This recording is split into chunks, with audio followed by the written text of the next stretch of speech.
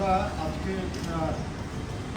12 দলীয় জোটের নেতৃবৃন্দের সঙ্গে বিএনপি আমাদের আমরা আলোচনা করছিলাম।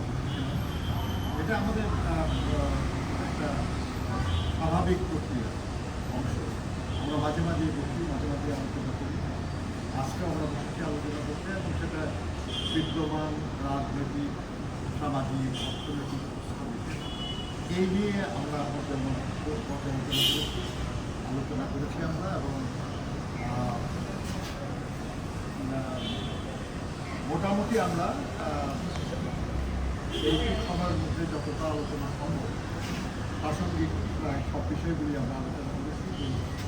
দেশের দ্রব্যমূল্যের ঊর্ধ্বগতি, বিদ্যুৎ এবং অন্যান্য যে বিষয় সে বিষয়ে মানুষের দুর্ভোগ, দেশের অর্থনৈতিক দুরবস্থা, দেশের দুর্নীতি, অনাচার এবং আমাদের সীমান্ত সংকট, সীমান্তে মানুষ হত্যা, সীমান্তে অনুপ্রবেশ, নানা বিষয় নিয়ে আমরা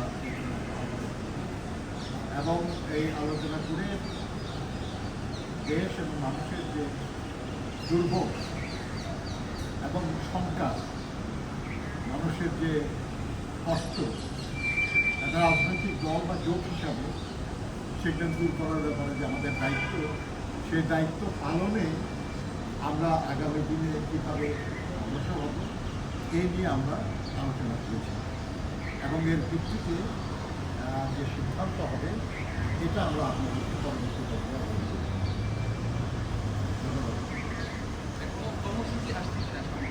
হ্যাঁ, কিন্তু আমরা আলোচনা করে স্থির করবো নিশ্চয়ই, কারণ মানুষের সমস্যা তো, আর আমরা রাজনৈতিক দল হিসাবে মানুষের সমস্যা সমাধানের ব্যাপারে আমাদের দায়বদ্ধতা, সেই দায়বদ্ধতা থেকেই আমরা দেশ এবং দেশের মানুষের জন্য যা করা দরকার।